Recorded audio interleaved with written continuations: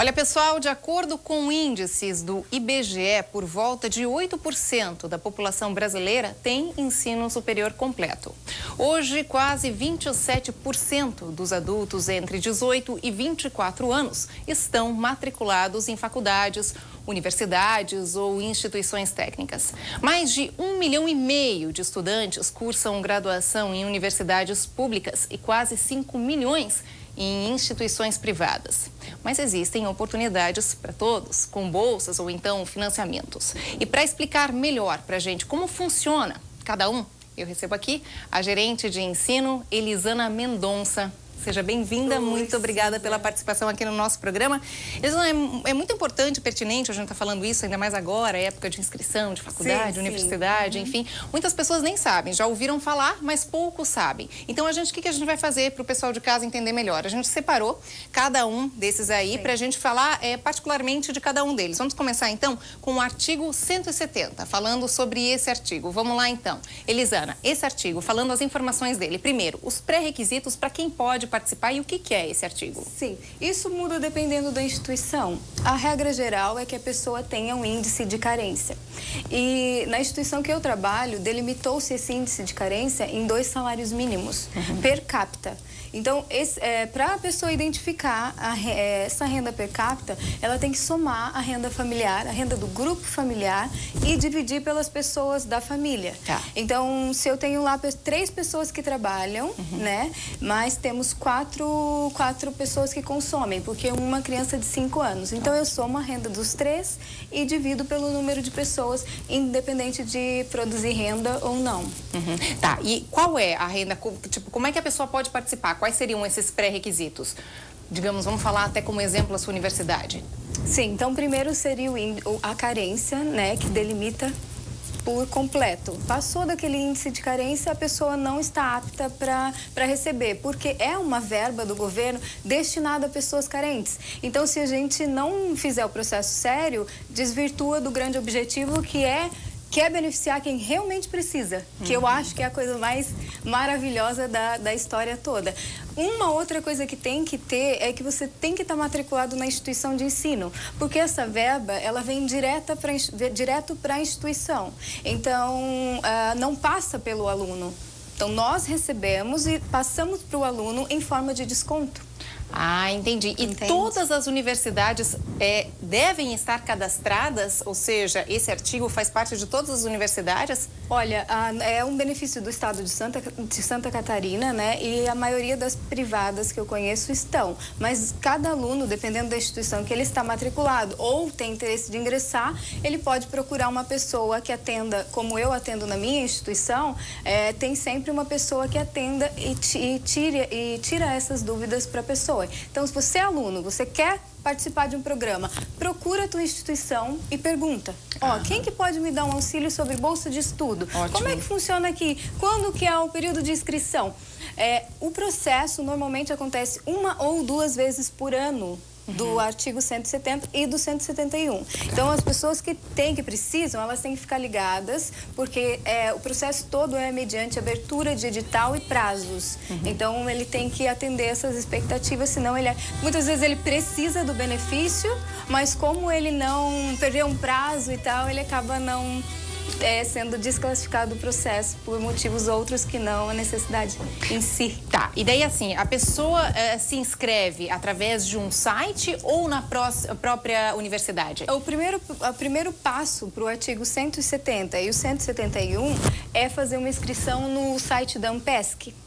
Porque no site existe um programa que eles fazem o cálculo da renda per capita.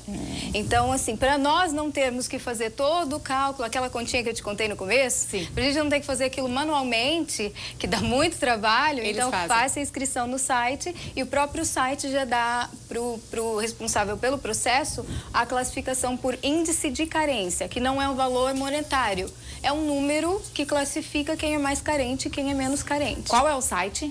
O site da Ampesc. Mas isso tudo o aluno vai encontrar no edital de publicação do processo. Tá, e daí assim, se o aluno não foi selecionado na primeira chamada, existe uma segunda chamada para bolsa de estudo? Isso vai depender do número de bolsas, né, que a instituição vai destinar aos alunos, no número de inscritos, então assim, é muito relativo.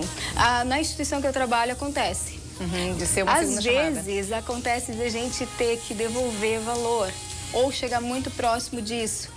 Porque os alunos não estão ligados, ou às vezes eles acham assim, não é pra mim, é muito burocrático, porque é burocrático. É burocrático, mas gente, vale a pena? É uma universidade? Sim, tem que trazer muito documento, mas existe o benefício. E eu fico muito feliz de estar aqui, porque muitas vezes as pessoas que estão em casa não sabem disso. Não sabem, por isso é o nosso papel aqui esclarecer, isso, né? Eu, como profissional da educação, eu acho que é cumprir a minha obrigação com a sociedade, poder informar as pessoas de que eles podem realizar esse sonho está mais próximo.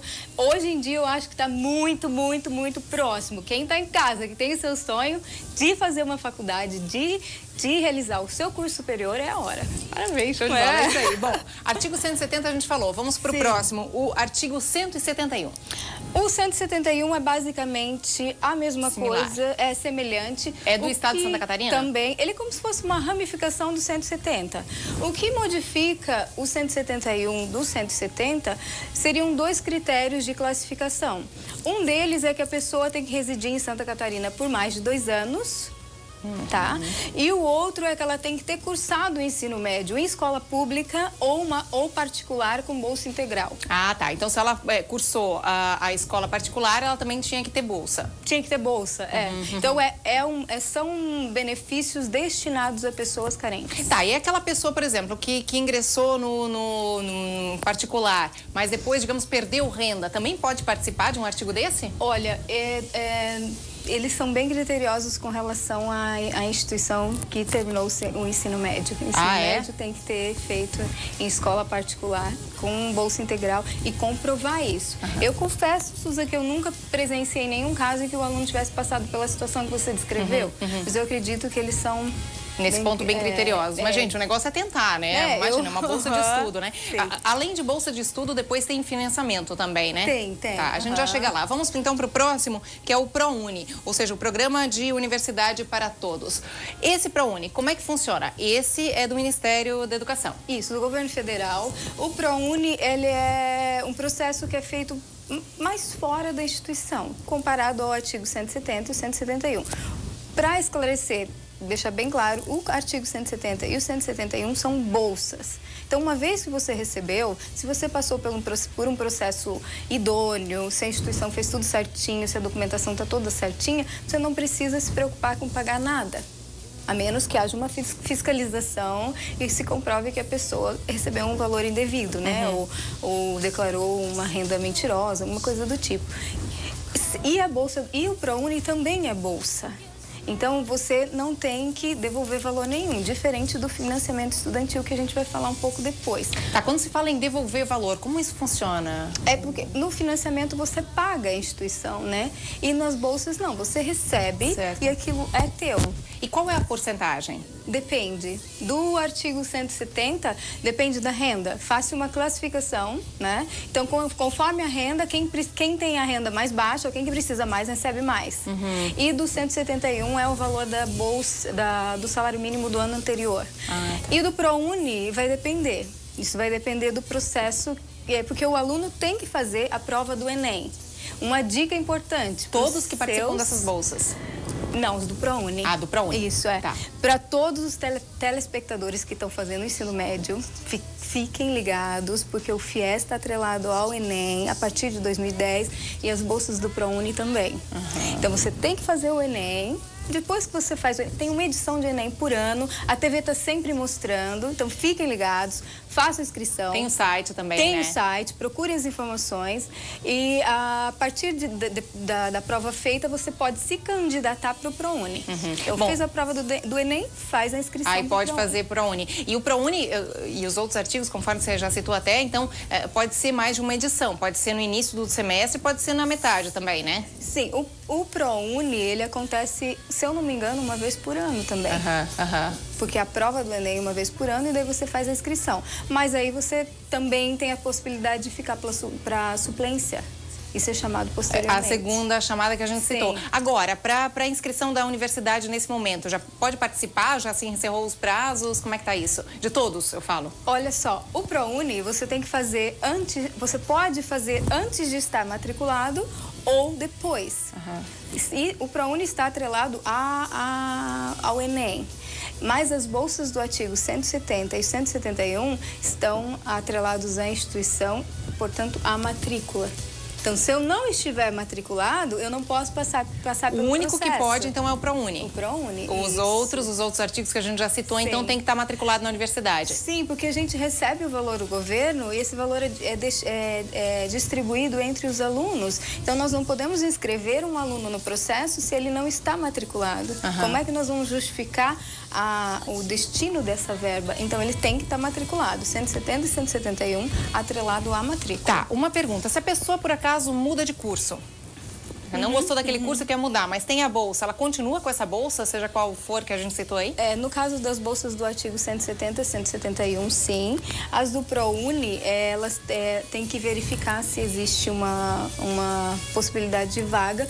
Ele pode, inclusive, Susan, fazer uma transferência de instituição e levar a bolsa do ProUni. A do 170 e 171 fica um pouco mais difícil porque trabalha-se com o valor destinado àquela instituição em particular. E o ProUni não, já é uma coisa maior, então pode ser nível Brasil, sabe? Legal. Bom, vamos agora falar do FIES. Próximo. Muito bacana, FIES.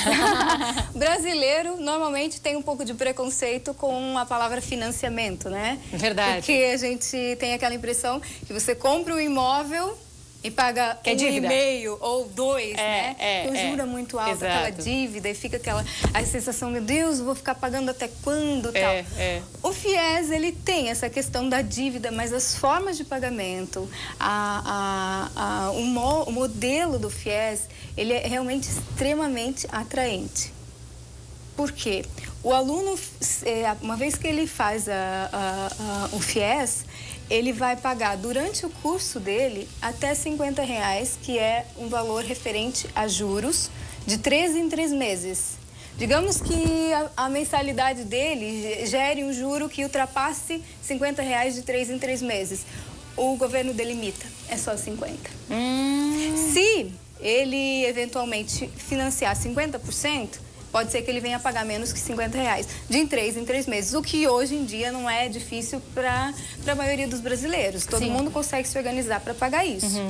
Depois de formado, ele vai ter 18 meses de carências, ou de carência, né? Ele não vai amortizar a dívida 18 ainda. meses? 18 meses, é 1 ano e meio, em que ele continua pagando da mesma forma, de 3 em 3 meses, um valor até R$50. Depois disso, aí vai começar a amortização. Então, digamos que ele tenha feito lá o financiamento completo de um curso de 4 anos. Ele vai, o período de amortização, ou seja, de pagamento da dívida em si, vai ser de 3 vezes o período financiado, então 3 vezes 4, 12, acrescido de 12 meses.